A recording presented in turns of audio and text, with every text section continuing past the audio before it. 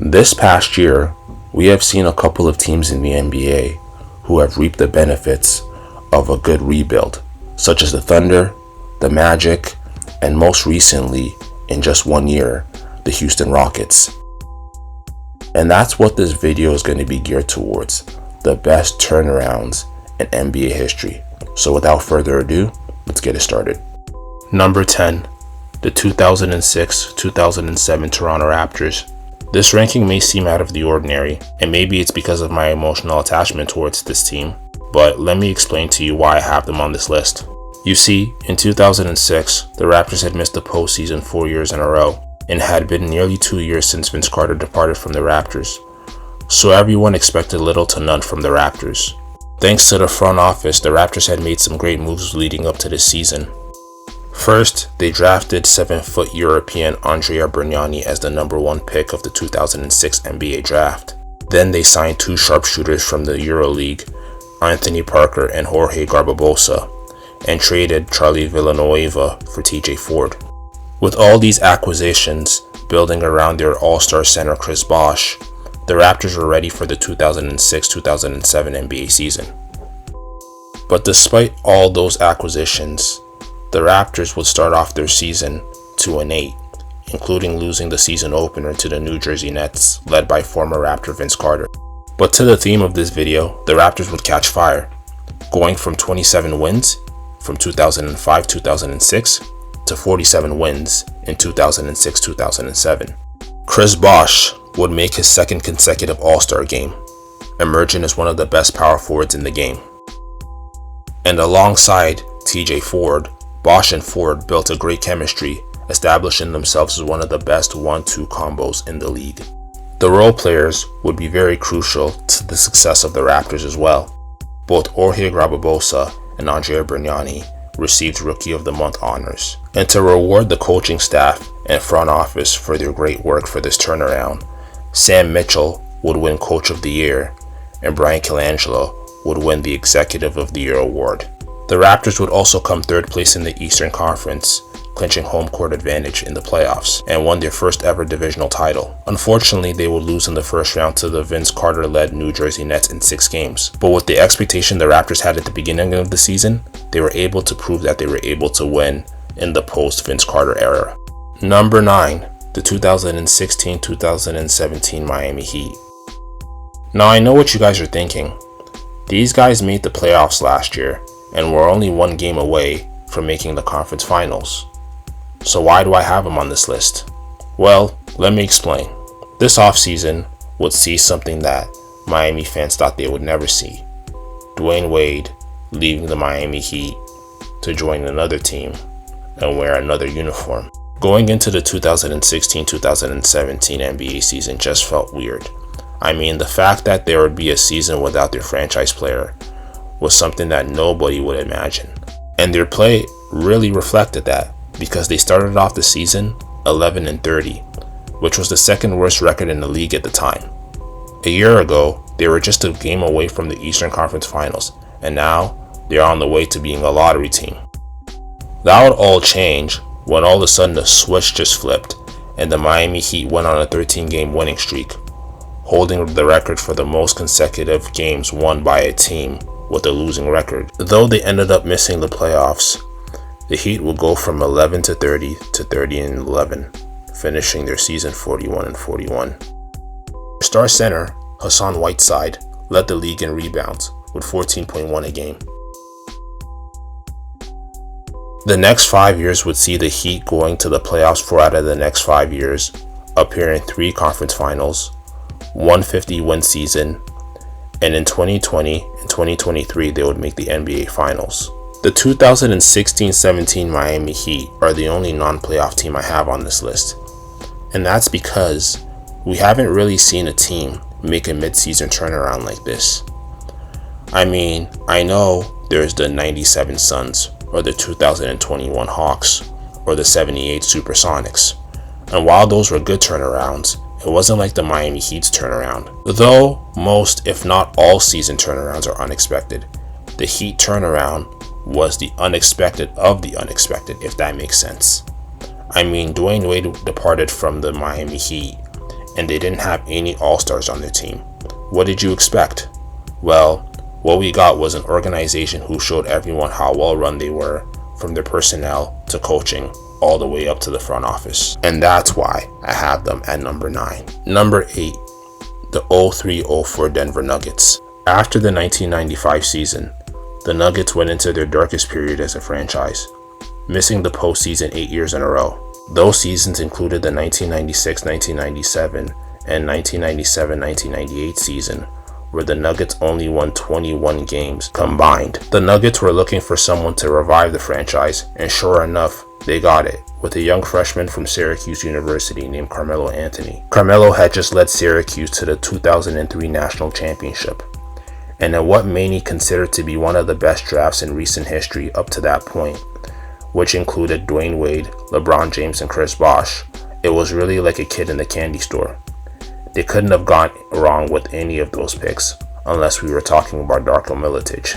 No disrespect. Going into the season, the Nuggets got off to a fast start, going 13-6, including a 6-game winning streak. And though they cooled down throughout the rest of the season, the Nuggets remained consistent, posting a 43-39 record to the end of the season, which is a 26-game improvement from the previous season. Melo had a great rookie campaign, averaging 21 points and 6 rebounds. Since the 2003-2004 season, there has been debate on whether or not Carmelo should have won the Rookie of the Year award over LeBron James, especially when you consider the turnaround he led.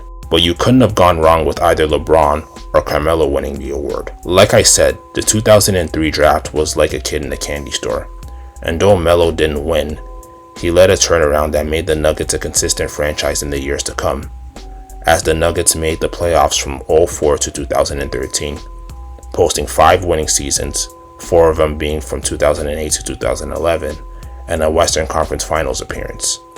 And though Carmelo departed from the Nuggets in the middle of the 2011 season, the Nuggets still managed to be a strong franchise, which shows you how much of a shift that turnaround from 2004 was. And all they needed was a freshman from Syracuse to spark that fire. Number 7, the 2009-2010 Oklahoma City Thunder. This is a turnaround that I don't really hear being talked about much. In 2009, the Thunder were just a year removed from changing cities, as they would go from the Seattle Supersonics to the Oklahoma City Thunder. The Seattle Supersonic came into the league in 1967 and were pretty successful for the most part. They won the NBA championship in '79, made 2 other appearances in the NBA Finals in '98 and '96, and appeared in the conference finals a total of 6 times. The Sonics ended their tenure with a 1,745 and 1,585 regular season record and a 107-110 record. Now that the franchise was the OKC Thunder, they picked up right where they left off the last 2 seasons with the Supersonics, which, if you've been following this episode, wasn't very good. In their last 2 seasons as the Supersonics, their record was a combined 51 and 113. And in the first season as the OKC Thunder, the team went 23 and 59. Luckily, what they had going for them was their 2 young stars in Kevin Durant and Russell Westbrook.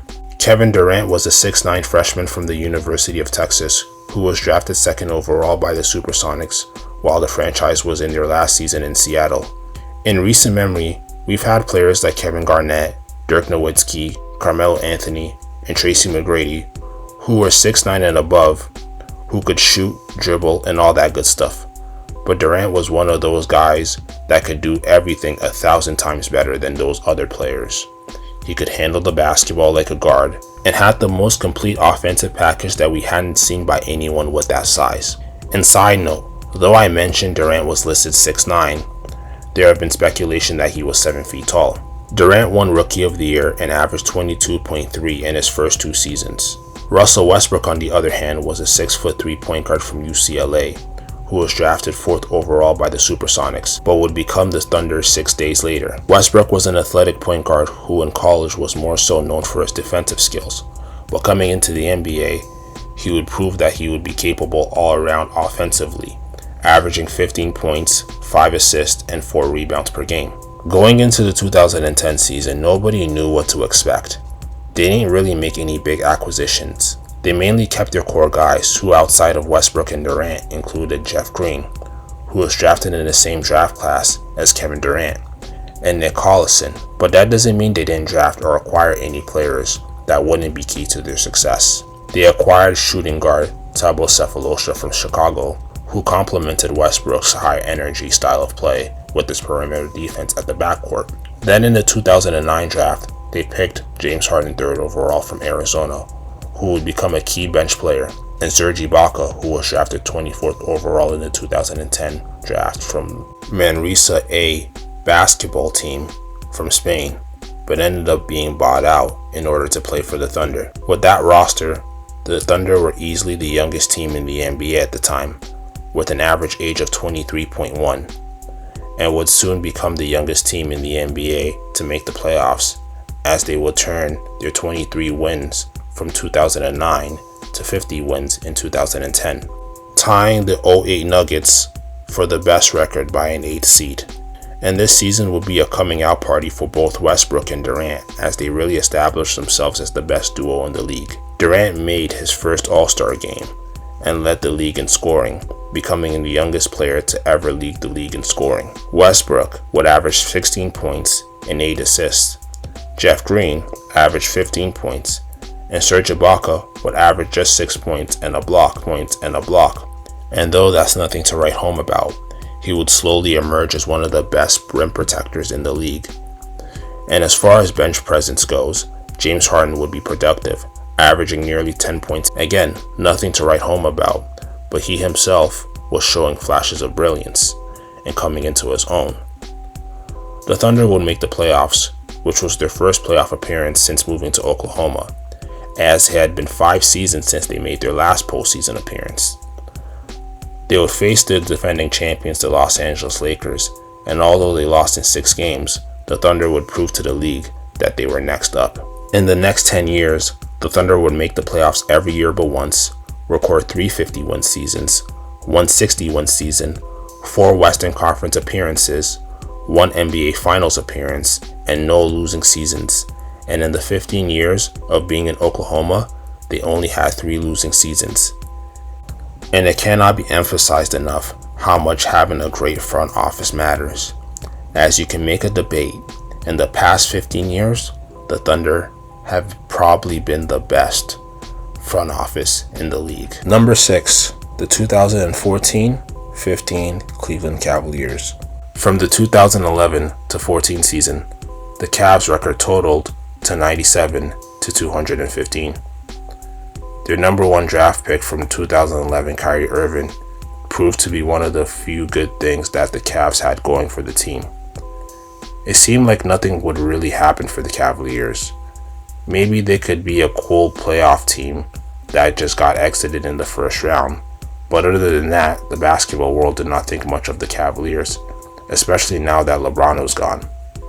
And everybody thought that they would just continue to do what they did, especially when they drafted Andrew Wiggins in the 2014 NBA draft. Wiggins was one of the most hyped draft prospects probably since LeBron was drafted in the NBA 11 years earlier. Together, Wiggins and Kyrie could finally pull this team from the ashes and finally make the team relevant without you-know-who. However, in 2014 offseason, you-know-who was a free agent, and on July 1st, 2014, LeBron returned to the Cavs by writing an essay on Sports Illustrated, and on the cover of it, it just simply said, "I'm coming home." With that, the Cavs would also acquire all-star power forward Kevin Love from the Minnesota Timberwolves, which unfortunately led to the Cavs trading their newest number 1 pick, Andrew Wiggins, to the Timberwolves for Love. They would also acquire Iman Shumpert and J.R. Smith from the New York Knicks. Though the Cavs started the season slow with a 19-20 record, they caught fire the second half of the season, going 34-9 to end the season. They would also go from 33 wins to 53 wins and would clinch the number 2 seed in the East. From there, they went 12-2 in the postseason before the NBA Finals, before losing to the Warriors in 6 games. After this season, the Cavs would make it back to the finals in 2016 and beat the Warriors, becoming the first team to come back from 3-1 in the NBA Finals, winning their first championship in franchise history and also the first championship in Cleveland pro sports in 52 years. The play that put the icing on the cake on this 3-1 comeback would be Kyrie's game-winning three-pointer on the league MVP point guard Stephen Curry. They would make it back to the NBA Finals the next two finals, but lose to the Warriors both years. In 4 years, LeBron came back to the Cavaliers. They went to 4 straight finals appearances, and their winning record in those 4 years totaled to 211 and 117. A huge turnaround not just for 2015, but for the 4 years the King was gone. Number 5, the 2004-2005 Phoenix Suns. From the 1976 to 2004 season, the Suns only missed the playoffs a total of 5 times, and the 2003-2004 season would be one of those seasons.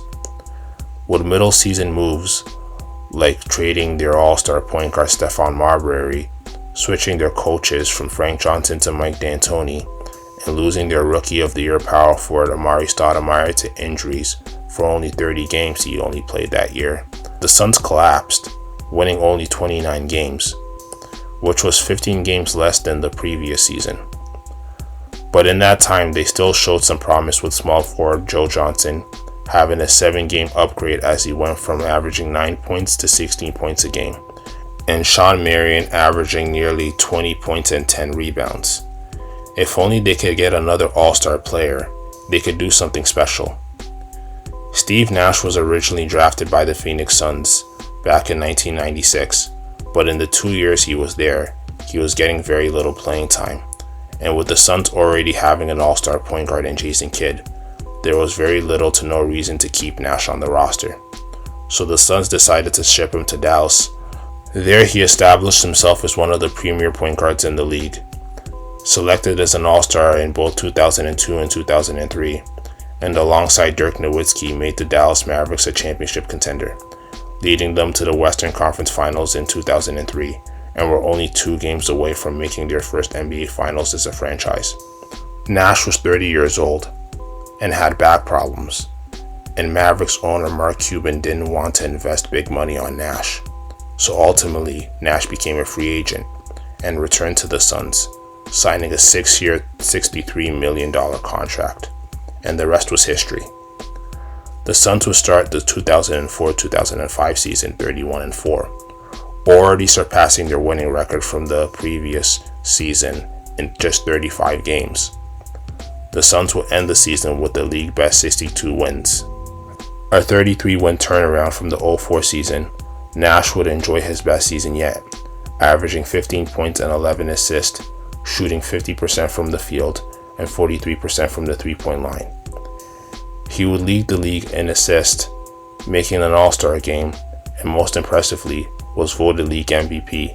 Behind the 7 seconds or less offense, D'Antoni would win Coach of the Year, and Brian Colangelo, who we mentioned earlier from the 07 Raptors, would win his first Executive Player of the Year. And also, with elite shooters like Quentin Richardson and Joe Johnson, sure made the NBA take a look into the future and what we would see in today's game. Main example, the 2010s of the Golden State Warriors. The Suns secured the best record in the NBA, coming up short in the Western Conference Finals, losing to the eventual NBA champions San Antonio Spurs.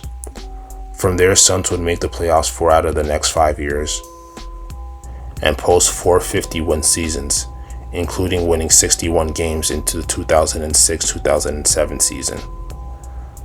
Nash would win another MVP the very next year in the 05-06 season, and for the rest of his career, especially during his time in Phoenix, he would cement himself as one of the best all-time point guards.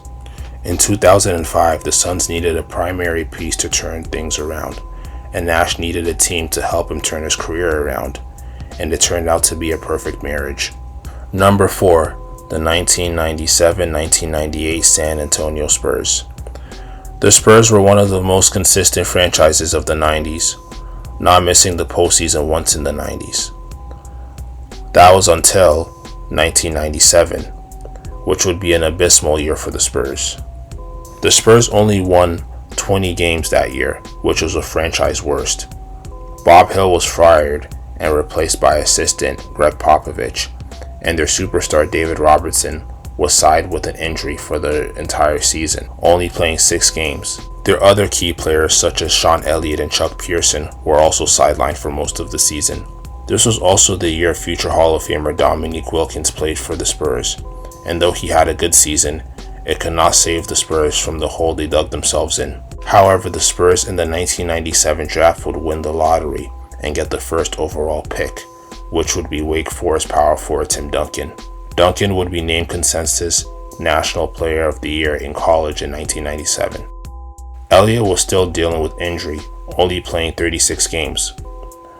But Robinson returned back from injury, and Duncan and Robinson at the front court, nicknamed the Twin Tower, the Spurs would have the greatest turnaround in league history up until that point, completing a 36-win turnaround, going from 20 wins to 56 wins, surpassing the 35-win turnaround also recorded by the Spurs back in 1990.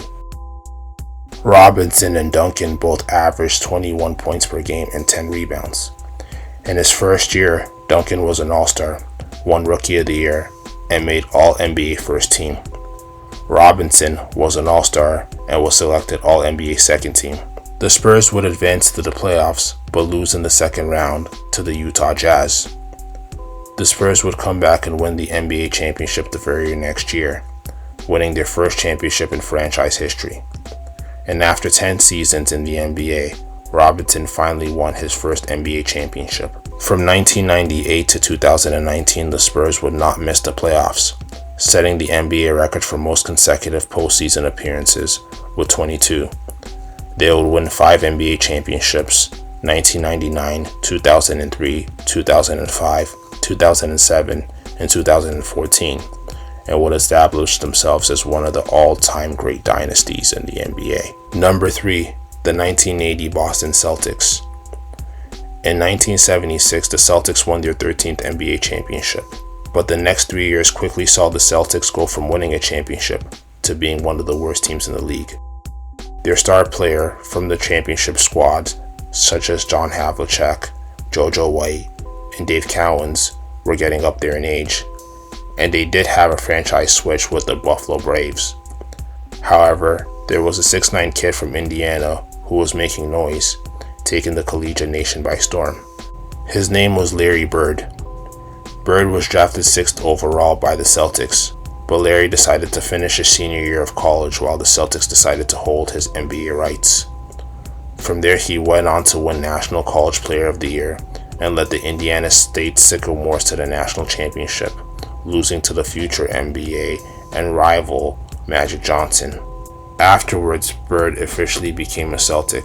The Celtics would tank their entire 1979 season, as they came off their worst record since 1950, with a record of 29-53. They would fire their head coach Satch Sanders, and former Celtic Dave Cowens would resign as head coach, but would return as player and play in the 1980 season.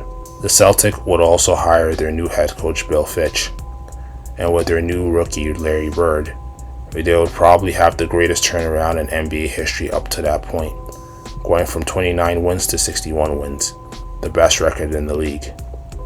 Bill Fitch won NBA Coach of the Year for the second time in his career, and Larry Bird won Rookie of the Year, averaging 21 points and 10 rebounds per game.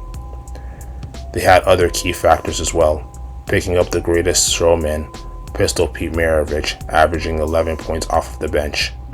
Starting point guard Nate Archibald averaged 14 points and 8 rebounds. Cedric Maxwell averaged 16 points and 8 rebounds. Dave Cowens averaged 14 points and 8 rebounds. And sharpshooter Chris Ford averaged 11 points per game, shooting 42% from distance, going an impressive 70 for 164 from the three-point line, which is impressive considering it was the first year that the three-point line made its debut in the NBA. The Celtics would advance to the Eastern Conference Finals, but would lose to Philadelphia in 6 games.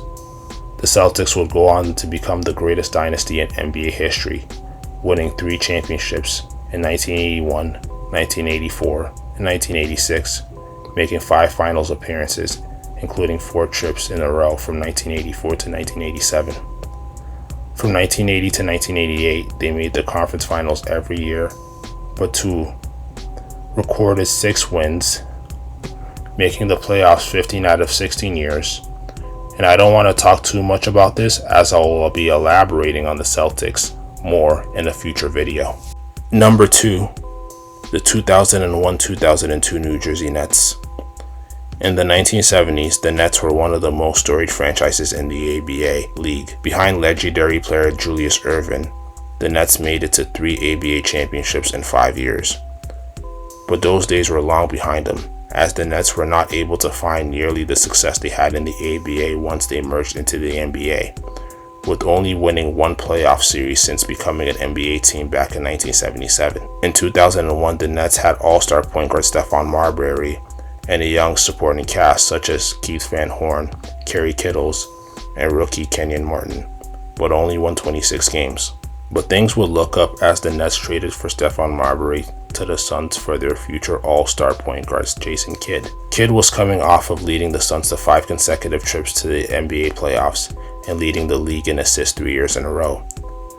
Also, to add to that, they drafted Richard Jefferson from Arizona, who would be key for them for several years to come. All these moves led them to having their best season in franchise history, going from 26 wins in 2001 to doubling that amount in 2002 with 52 wins. Jason Kidd came in second place to Tim Duncan in the MVP voting. General manager Rob Thorne was named Executive of the Year, and the Nets would finish first place in the Eastern Conference for the first time in franchise history. But it didn't stop there. The Nets would make one of the most memorable runs in playoff history, beating the Indiana Pacers, Charlotte Hornets, and the Boston Celtics to advance to the NBA Finals for the first time in franchise history. Though the Nets were swept by the Shaq and Kobe-led Lakers as the Lakers captured their 3rd consecutive title, this turnaround would be the start of things to come, as they made it to 4 more playoff appearances, winning a playoff series 3 out of the 4 years, and proved that the 2002 Finals was no fluke, as the Nets would make it back to the NBA Finals the very next year, losing to the Spurs in 6 games. The reason I put this turnaround so high on this list is because even though Jason Kidd joined the Nets, no one, and I mean no one, expected the Nets to be considered a title contender. I mean, how could a team who did not have a single player average more than 14 points a game become a number 1 seed and make the finals? I think outside of Jason Kidd, the young supporting cast really helped the Nets elevate and become a title contender for years to come. Until this day, the 2002 Nets are the only Nets team in franchise history to reach the 50-win benchmark. Number 1, the 2007-2008 Boston Celtics. This should be no surprise why this team is number 1 on this list. This team easily has the best turnaround in league history. And this may be bold of me to say, but this team may be single-handedly the most influential team of the 21st century. Yes, you heard me correctly.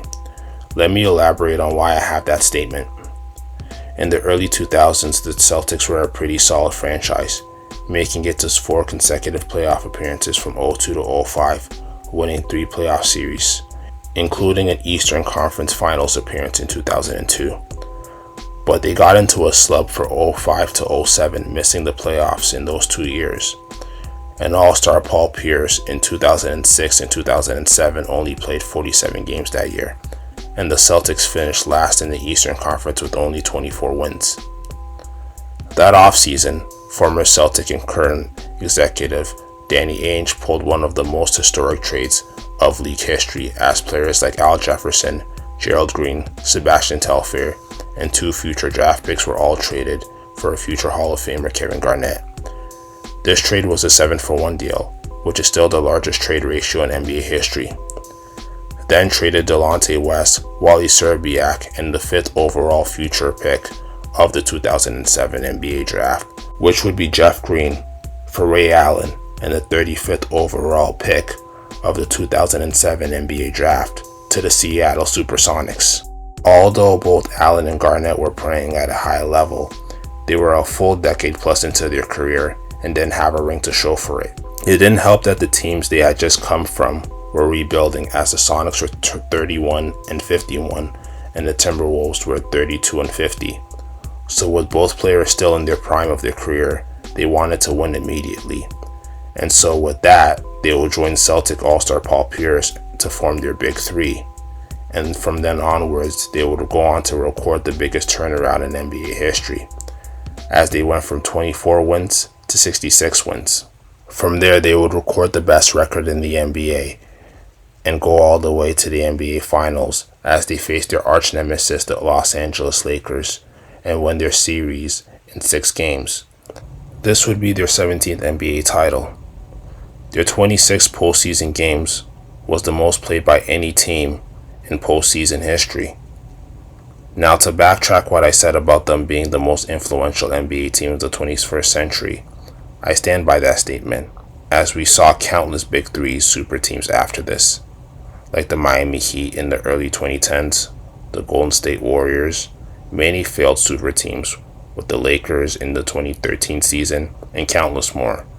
But although I hate the Celtics with a passion, you can't tell me they were not the catalyst for the NBA climate today. And that trade wasn't just impactful to the league, but also this trade would be very impactful to the Celtic franchise.